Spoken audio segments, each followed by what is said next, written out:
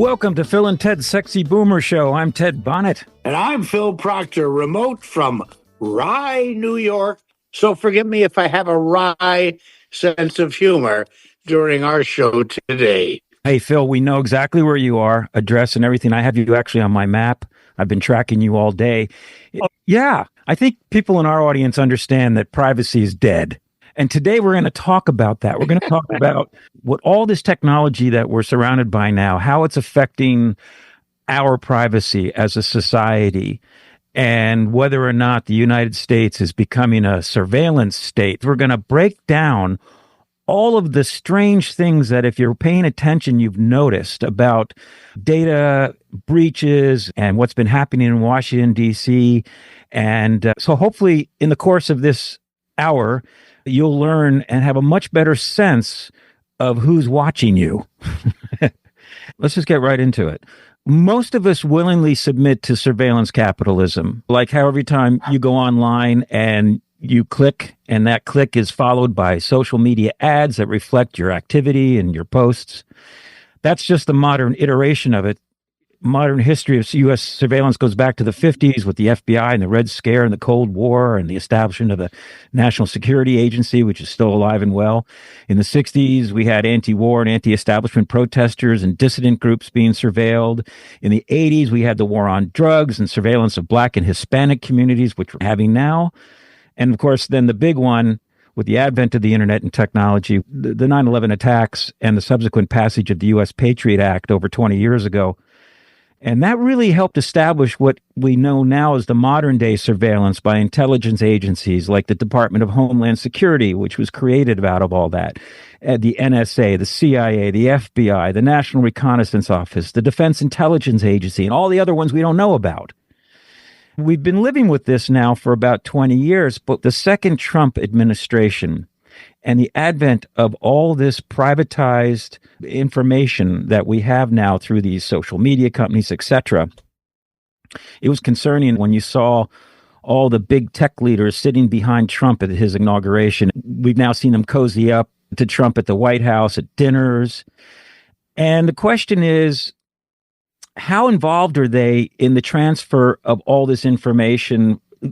I think one of the things we noticed, first of all, was Doge, when Elon Musk raided agencies with Trump's blessings. And we know that they probably downloaded siloed private information on U.S. citizens that had been protected by each agency precisely not to merge them all. We're going to talk about all of that with our guest today, Nicole Bennett, who's very concerned about the escalation of public-private surveillance and how it's being aggressively employed to enforce refugee policies under the Trump administration. That's her background. Nicole is a PhD candidate in the Department of Geography with a minor in informatics at Indiana University.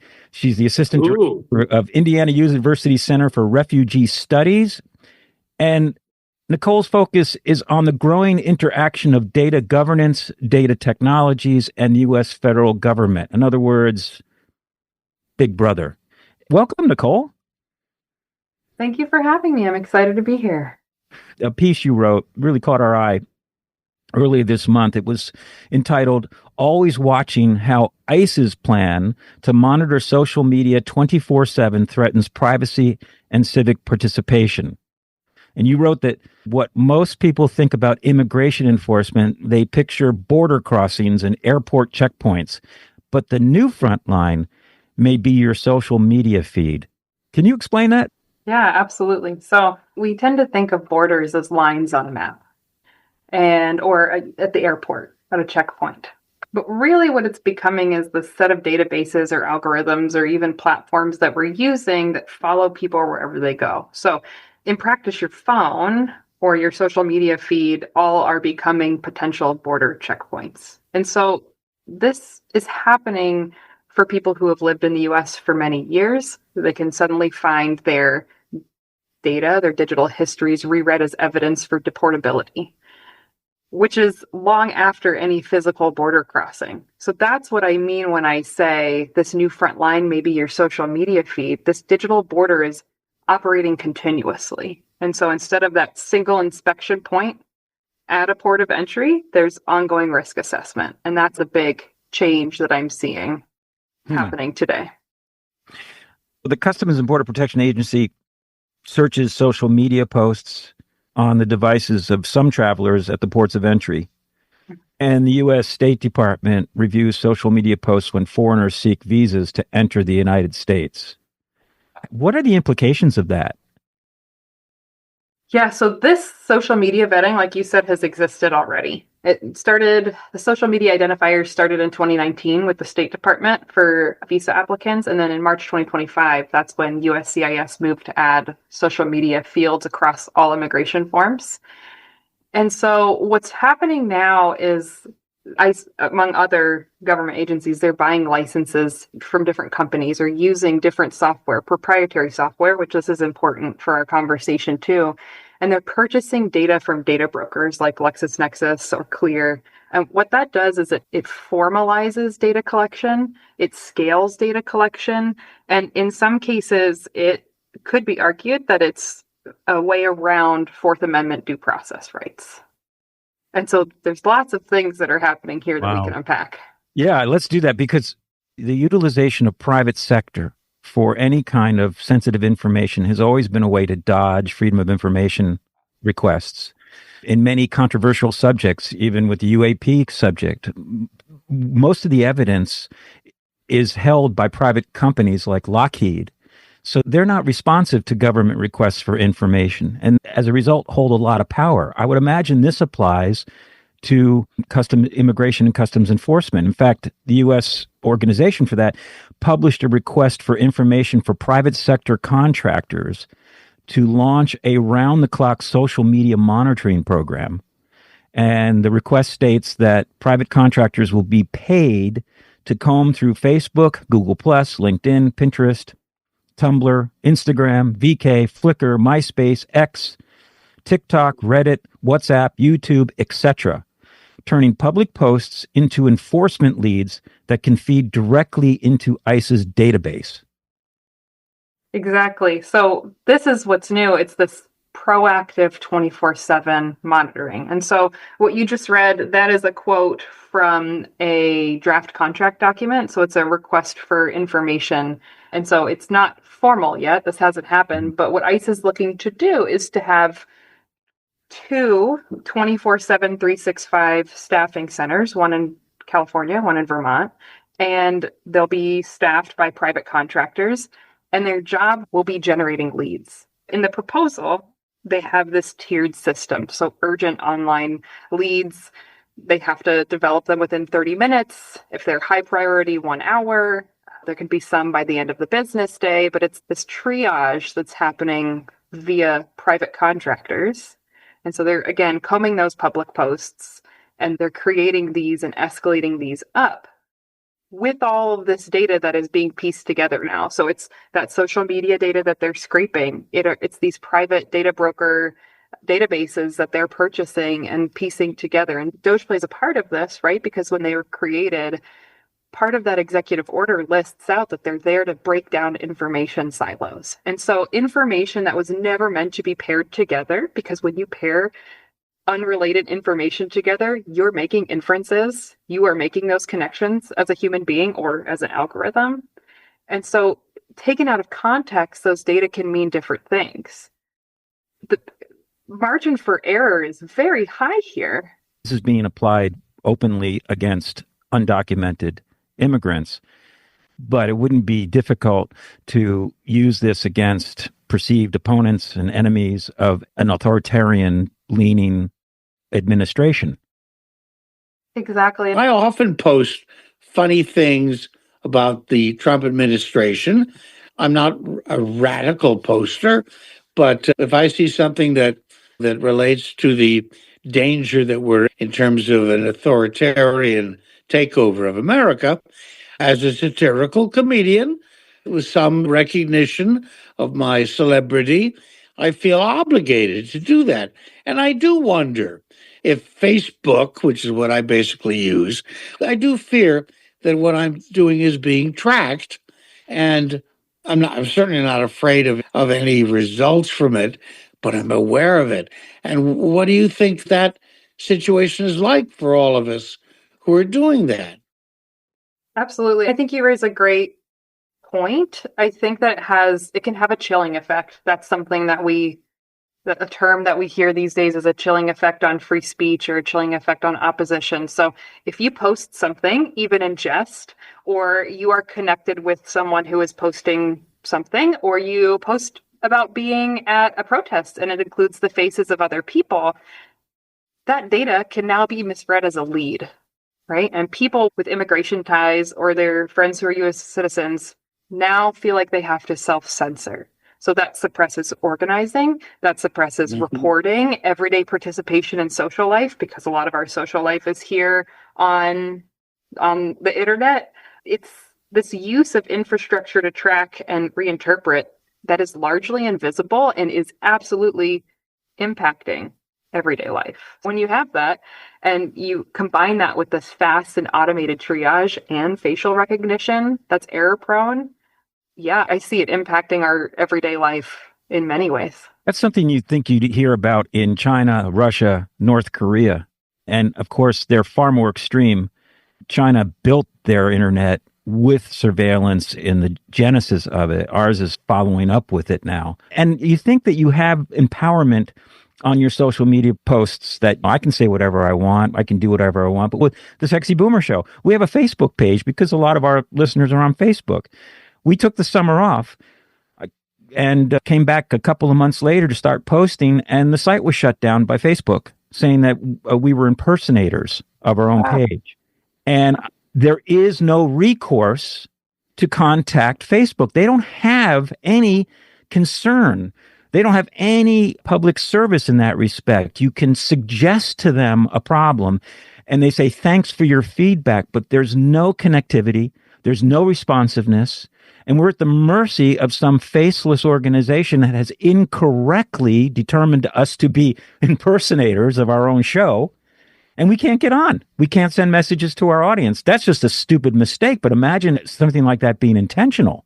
I think that's a fantastic example if you scale that to everyday life for someone who is either undocumented or someone who is resisting or in opposition or going to protests. For you all, it was the inability to access your Facebook page. For someone else, it can be deportation.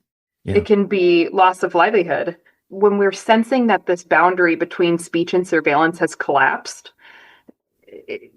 even making a joke online feels risky because that same data that has driven targeted ads, which I don't know about you all, but I have found that the targeted ads I have received are phenomenal. They speak to me. They have that down to a science. But when the data that drives that targeted advertisement sphere is now feeding enforcement algorithms that don't understand context, and then you also have no place of recourse if something happens to you because an algorithm determined that you should be surveilled more, but the consequences for you not able to access your Facebook page, very real life consequences too when applied in an enforcement sense. Let's say robots rule. Yeah. They don't have much in the way of personality. No. Yeah, humor. And it also, you haven't learned humor yet. No. It also expresses the idea that there's no accountability anymore, which applies to our government and so many things in our lives right now. But I also want to ask you, there is such a thing in my thinking as little brother. Not big brother, but little brother. And that is, nobody predicted that we would have phones with videos that we could carry in our pockets and that we could actually influence people by showing them what was happening to us when, for instance, there was an ICE raid. What do you think about that?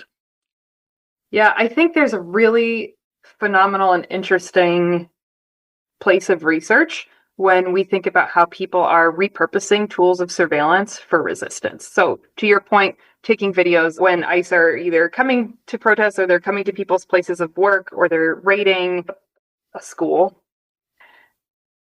The ability to film that, I think, is powerful. And I think the more I look into this, the more I see different ways people are resisting. What was the app called that was taken off App Store? I'm blanking. Was it Ice Block? Yeah. Where you could report the location. The one that was... And so technology is not inherently good or bad, in my belief. I would argue technology is not inherently good or bad. It's how we decide to use it. And it's how we decide to embed it in our governance structures. And so to answer your question, there are really good uses of technology for resistance and opposition in a multitude of contexts. Technology is fantastically useful in art and music and everyday life. And it also carries risk. Yeah, you can be hiking in the mountains well out of cell zone, and now you can hit a button and get to a satellite and get a 911. There's wonderful things. But then there are other things, not just surveillance in terms of online. For many years now, here in Santa Monica, they have at least one SUV that is completely unmarked, black, that is a scanner. And it scans everything within a certain range in proximity to the vehicle and drives around, and it can, if it's pulling alongside of you, it can pull down your data on your phone, whatever. And when I asked the police department about it, they sheepishly grinned at me like, yeah, but I can't talk about it.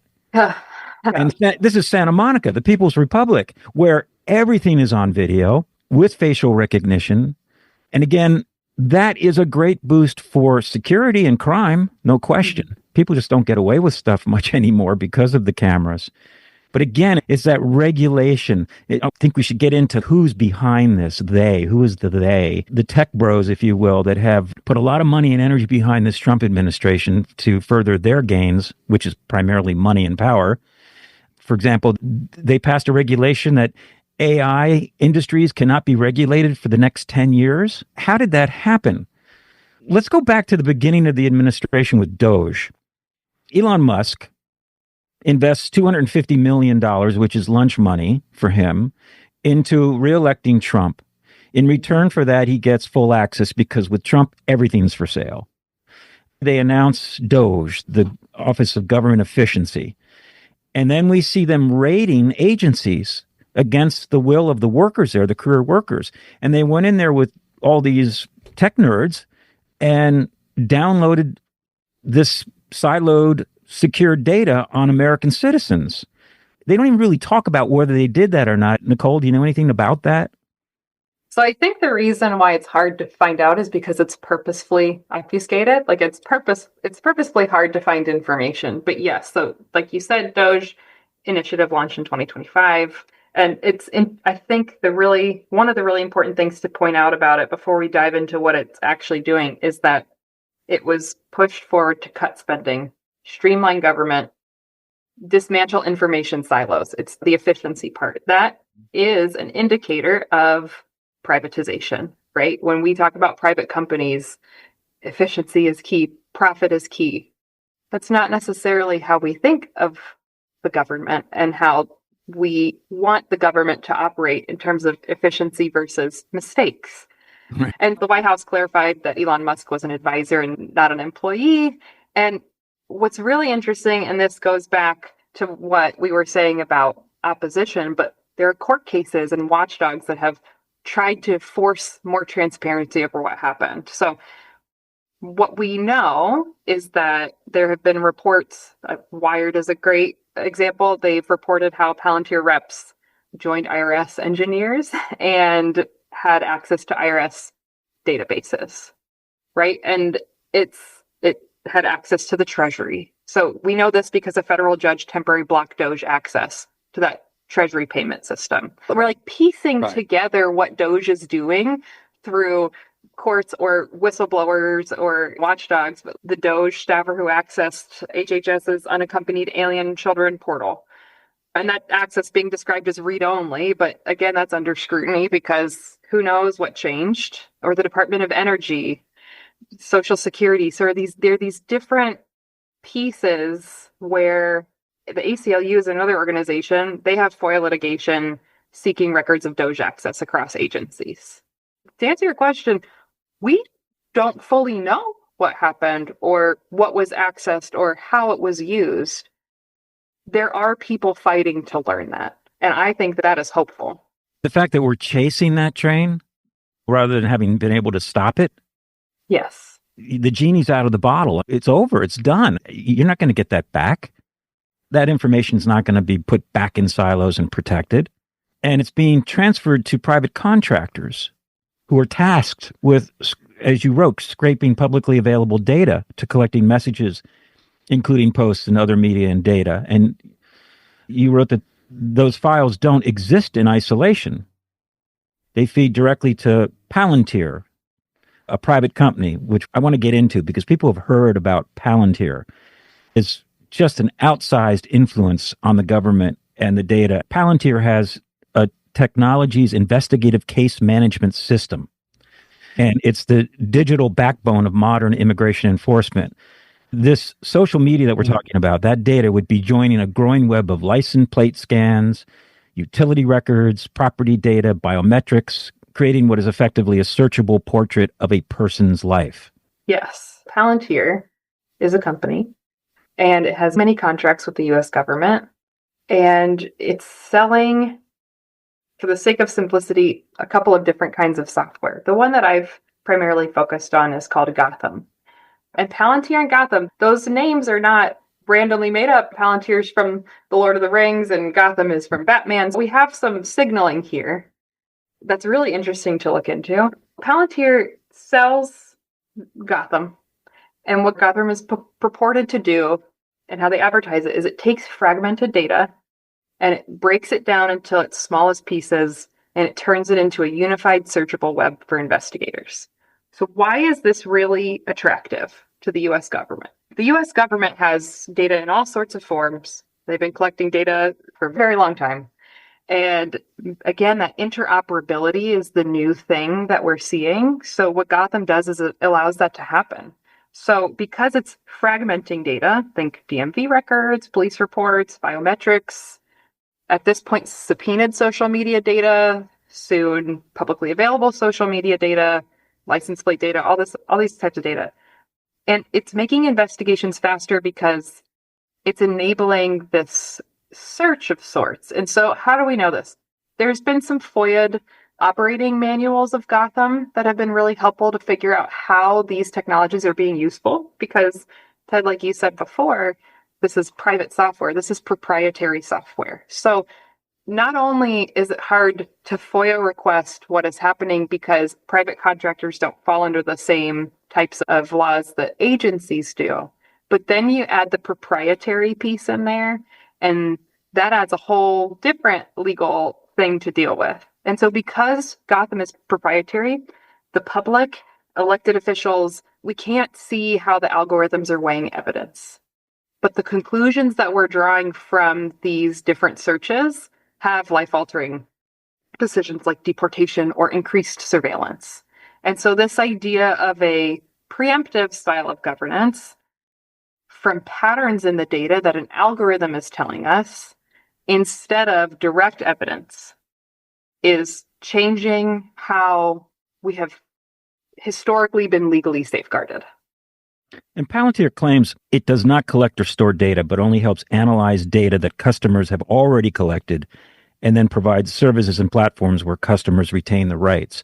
One of their big applications is in warfare. They are coordinating the Ukraine resistance against Russia's invasion in real-time battle scenarios to respond to Russian attacks.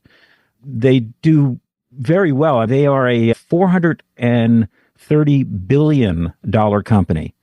And just this year, The Economist called Palantir possibly the most overvalued firm of all time, with that market value of $430 billion, over 600 times its 2024 earnings. And just this month, its shares were the most expensive on the S&P 500 at 85 times the expected forward annual sales. So you want to talk about the AI bubble. Palantir was founded by Peter Thiel, who's a controversial character. He was one of the founders of PayPal, along with Elon Musk. He was born in Germany. He was raised for a time in South Africa. And there's an interesting thread here, because I think it's important to understand who's behind these efforts in these private companies. So Peter Thiel hired the CEO, Alex Berg, He was born to a interracial marriage. His mother was a black artist. He was a Biden supporter until he wasn't. Now he's a Trump supporter. And 13 former workers this May wrote a open letter accusing Palantir's leadership of having abandoned its founding values and of being complicit in normalizing authoritarianism under the guise of a revolution led by oligarchs. And Alex Berg, in an interview I watched recently, said, when the New York Times says we're eviscerating human rights, blah, blah, blah, that's complete malarkey. And it's just amazing what power and money will do to someone's values. And you bring up an interesting point about the valuation and how it has ballooned of this company in particular. And I think what's interesting is what is not new is the government contracting with private companies, right? They hire consultants all the time to do different things. What is new and what I am seeing with Palantir is how embedded these systems are becoming into our US government. So say you have a $200 million a year contract because you're using this system, Gotham, for example, and it's enabling law enforcement or ICE or whoever's using it to quickly turn around these leads. It's politically costly to remove that technology. And so it's becoming embedded into our enforcement processes. Removing it is difficult. I'm not saying it's a guaranteed contract, but it is very difficult to extricate yourself as a government once you have this capability. Because who is going to make the argument, let's go back to a slower, less efficient way? I would, because human rights. But from a political perspective, do you know what I'm saying? It's harder to remove yourself from that once you're embedded. Yeah, and Wired cited a former Palantir employee that the government can rely on Gotham, which is Palantir's operating system, to do all this, to, quote, centralize everything an agency knows about a person in one place. I mean, if that's not Big Brother, I don't know what is. If you're listening to Phil and Ted's Sexy Boomer Show, you can hear all of our shows on our website, sexyboomershow.com. Our guest today is Nicole Bennett from Indiana University, who has written a really brilliant piece on our subject today, which is privatizing public information about American citizens and these days undocumented immigrants and how they're using that as a weapon. I was totally aware of the subject of today's show because I have a certain app called the Philip app, and I know what's happening everywhere all the time. And here's the real thing that's interesting. I don't need an iPhone. But that's my little secret. Oh, great, Phil. Good to know. And by the way, I want to ask you, Nicole, how is it that you went on the path that you have been following? What motivated you to focus on this particular aspect of the danger to our society? That's a great question. It's been a windy road, to be honest. So I was a Peace Corps volunteer in Vanuatu, which is a tiny island nation in between Fiji and Australia, and everybody should go if they have the chance. But when I was there, I lived in a village called Lingarock, and there was no cell phone service, there was no electricity, and so it was life disconnected, and it was best years of my life, if I'm quite honest. And then I moved to Uganda, and I worked with Global Health Corps and the Ministry of Gender, Labor, and Social Development in Kampala, Uganda on child protection policy, which is what got me very interested in policy.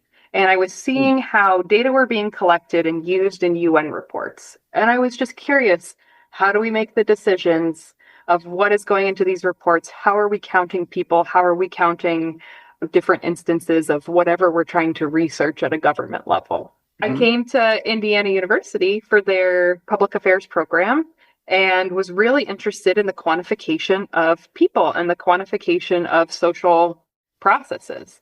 And the more I got into it, I decided I need to go get a PhD and think about how people are moving. And I wanted to originally study climate change and refugees, which, Ted, I know you had mentioned that previously. But then seeing everything that's happening and seeing everything around me, how can you not study this? How can you not look this directly in the eyes and call a spade. I think it's a civic duty. Nicole, people in your age now, I assume you're in your 20s, people are not resigned to this fate of the extinction of privacy and rights. Do you think there is going to be some pushback? And do you think it's going to work? It's a great question. I think it is, and I say easy. Let me say the sentence and then maybe let me say it again. I think it's easy to lose hope, especially when you feel like you're surrounded with data and surveillance and technology and we can't escape it. And I do think, I don't get the sense that there's hopelessness from young people writ large. I think that people are creative and people are using technology in really interesting ways and ways that we don't even know about yet. And I do have hope. I keep coming back to there have been several cases throughout history where all people, young people, older people, don't just take what they're given and they resist. And I do think that we will come out of this on the other, and I think a lot of people will be hurt. I think a lot of people are hurting and have been hurt in this scenario and in the times we're living in now. I do think transition will happen. I do think change will happen. I think people need to get informed and look at it for what it is and learn about it. Maybe we can revisit what was vilified by the Reagan administration, which was government is bad and regulation is bad. And regulation is for the service of government. Maybe common sense regulation for dark money, neutralizing Citizens United to get these ultra rich, powerful people back in line. There's a path that way. There are things that exist that people aren't even aware of. The NSA built the Utah Data Center. It's a facility outside of Salt Lake City that stores vast amounts of data for U.S. intelligence community. Its capacity is estimated to be in the exabytes. When you have that much storage capability, you can gather information about everybody and everything. So that if you cause trouble 10 years down the road, even though you may not be on the radar now, they have your information and then can forensically go back and trace you and use that information for ill or good. Yeah, and so you bring up an interesting point about this data center. So it's the mission of the data center is classified. So it's hard to figure out what it's really doing. But the research that has been done and uncovered, we're assuming, because it's led by the NSA, that it is going to hold data. And I don't even know how to explain how much data that this is, the order of exabytes. It's almost unfathomable. It's like trying to count Elon's money. And so it's this... I see it as this physical symbol of a store now, figure it out later, like you were saying, using it in 5-10 years. And we're talking about resistance and hope. You don't realize how much water and how much resources data centers like this or data centers across the United States, across the world take. I mean, it is an immense environmental impact. And there's some really cool research being done on this, not by me, but I would love to have the time. There's local resistance to these data centers being built by different communities. That is a form of resistance. Yes, sure. There's a lot of this happening in Texas, for example. And yeah, that's a conversation. That's why they're talking about reviving nuclear power generation on small scales to run this. They're testing nuclear reactors actually in Utah. Supposedly much safer systems to generate energy. It seems actually, Ted and Nicole, it seems that many people are already complaining at the high cost of electricity, what they're being charged for, which I understand, and maybe you can tell me about it, is based on these great AI farms, data farms that we as consumers are paying for. And what you're talking about is putting them on generators of some sort so that we don't have to pay for it. Is that right, or am I crazy? Is that something, Nicole, you know about? This is not my realm of study, but I do know that I think currently there's an estimate, I think I have it in my notes, that, 9,000 data centers globally. That's what the estimate is. Wow. Which are of all different sizes. And they're building them in deeply rural areas because that's where electricity is cheap. Yeah. So these poor souls who have a nice little farmhouse suddenly have this giant roaring sound of generation with bright lights going 24/7 and just ruining their lives because the companies have decided to go there because it's cheap power. And again, it's not just what happens after it's built. You have to mine and manufacture the materials to build the center. You actually have to build the center, then to operate the center, all that electricity, all that water use, and then all of the waste that comes out of that center. It is such a massive environmental undertaking. And yeah. Yeah, but wait till you see all the art and illustrations the Sexy Boomer Show is going to be posting. I think we should get to some of the solutions to all of this before we wrap, but we have a little time, and I want to go back to Palantir. Let me ask the question. Is Palantir have white supremacy leanings? And I'm not asking you necessarily, Nicole, to address it. I'm just asking it metaphorically because Palantir's founder, Peter Thiel, who has enabled the rise of J.D. Vance, and they're probably grooming him to take over for the old man when he finally loses it, and boy, is he losing it. As we mentioned before, Peter Thiel was a part of a group known as the PayPal Mafia, libertarian billionaires, including Elon Musk, with roots in South Africa under white rule. And they're now hugely influential in U.S. tech industry and politics. It also includes a couple of other players who have ties to South Africa. And the reason I ask that, because in a 2021 biography of Thiel, the founder of Palantir, called The Contrarian, he alleged that as a student at Stanford, he defended apartheid as economically sound. And David Sachs, PayPal's chief operating officer formerly, is now the fundraiser for Trump, was born in Cape Town and grew up within the South African diaspora after his family moved to the U.S. when he was young. There are other players, too. Their outsized influence on the Trump administration is obvious. What's less obvious is, and it's just starting to break the news, but through personal relationships, I know of career diplomats, State Department officials, who have been stationed all over the world.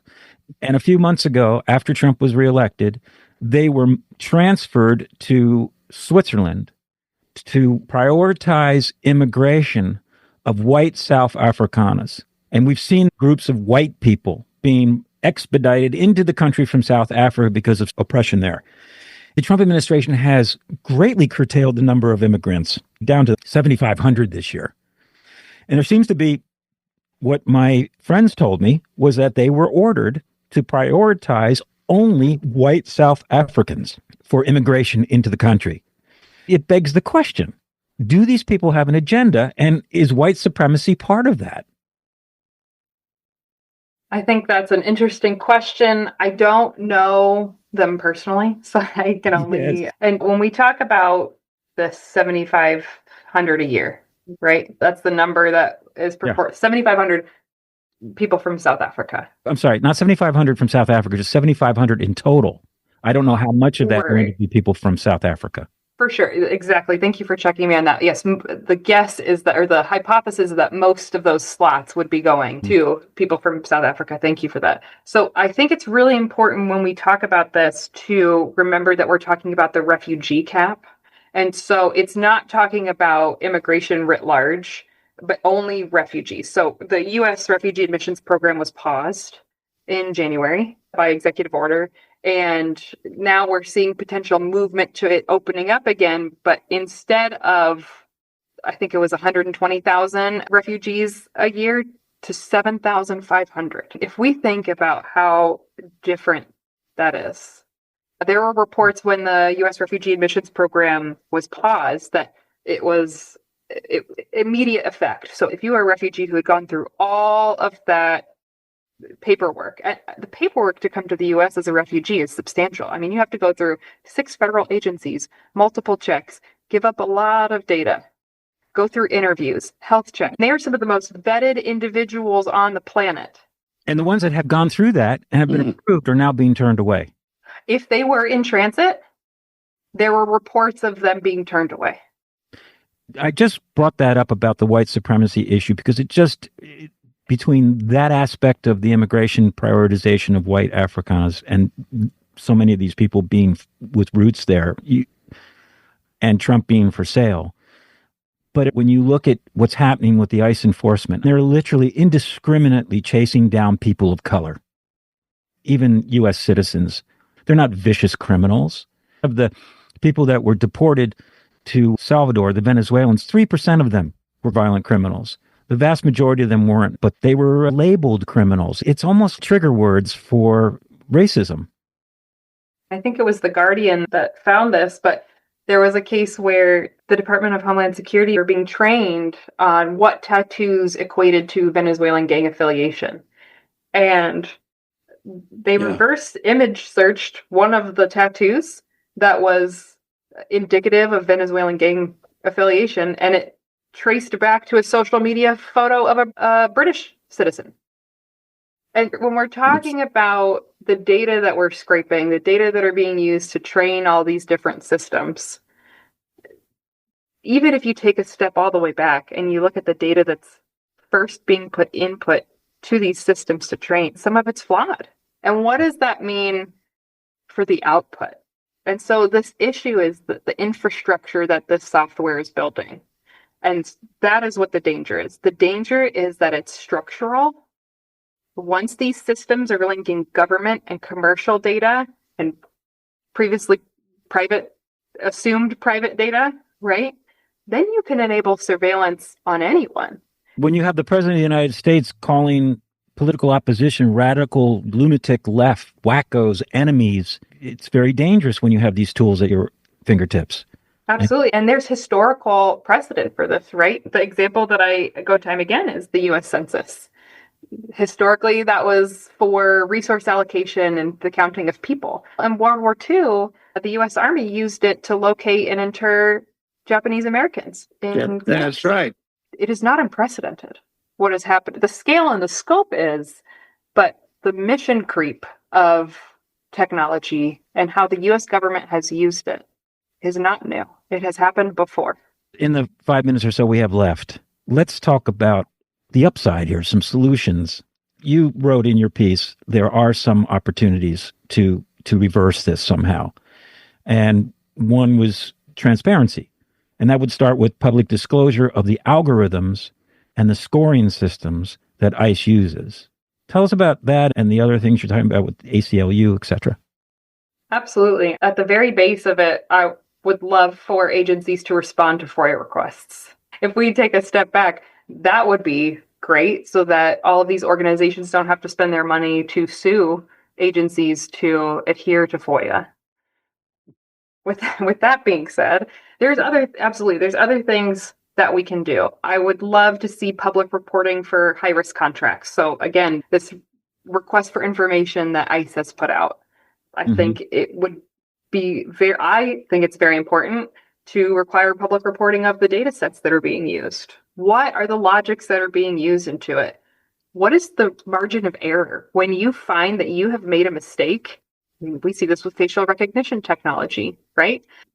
You can be mistaken for someone else. So what are those margins of error at the like us level? on Facebook and Sexy Boomers. Right. A real thing that agencies can do is include use limitation clauses. And so that RFI from ICE does have something in there about it's only going to be used for people who are, I forget it's in my article, I forget their exact wording about only for people who are part of the investigation. Specifically say that the tool cannot be used for unauthorized means. The problem with that is it's essentially a dragnet, right? So if the algorithm says that, Ted, you and I are related and you post something on Facebook, that I am now part of that investigative circle. And so I think let me end with this. I think people have different risk profiles. I think for people like me, I have a very low risk profile. So I feel comfortable doing this research and saying these things and having social media where I say this kind of research. I think for someone who is an undocumented individual in the United States, they have a much higher risk profile. And so Perhaps they put their profile on private, or maybe you don't post as much on social media. But then again, that leads into that chilling effect of free speech and our right to exist and our right to participate in civic and everyday life. So it is this balance. That's why I wear a mask most of the time when I'm in public. And I'm wearing a mask right now, just in case somebody recognizes my voice on the radio. That's a good look, Phil. So I feel safe. Yeah. Several U.S. senators have introduced legislation to limit bulk purchases from data brokers. The Brennan Center for Justice and the ACLU argue that there should be independent oversight of surveillance systems for accuracy and bias. I think maybe the note to leave it on here is that the hope for the future, like the old Masonic rule of the pendulum, the further you swing it in one direction, will always come back. And this era of the second Trump administration has pushed the pendulum so far to the extreme that it's inevitably going to swing back. But it's really going to be dependent on young people. It's really going to take the new generation of young people to stand up and say, you have made our lives impossible. Our futures have been stolen. We can't afford a house. We can't afford any kind of living just because of the depth of corruption and graft in the name of capitalism. And one could hope that there'll be such a swing legislatively that maybe there'll be efforts to change or neutralize or reverse Citizens United, ban institutional ownership of single-family homes. But it's your generation's call. Nicole, do you feel any energy amongst your peers? Do you feel confident about that? I'm curious to see how the midterms go and how we can galvanize the youth vote. I think that's extremely important. I think it requires everyone. I think it requires the people to get out and vote, people to educate themselves and use the resources that are out there to protect themselves. And I think we really need people in positions of power and policy to start pushing for safer technology use and sunset clauses. Don't just assume a system has to be there perpetually. Review it and reapprove it periodically. I think it takes everyone. It certainly takes people like you. So, so happy to have met you and made your acquaintance. I wish you all the best, and we hope you continue what you're doing. Nicole Bennett is a PhD candidate at the Department of Geography with a minor in informatics at Indiana University, and she's assistant director of the Indiana University Center for Refugee Studies. Thank you so much, Nicole. Keep up the great work. Thank you. It was wonderful to talk to you and hear from you too. Thank you so much. I'm Ted Bonnet, and he's Phil Proctor. Thank you so much for listening, and stay sexy.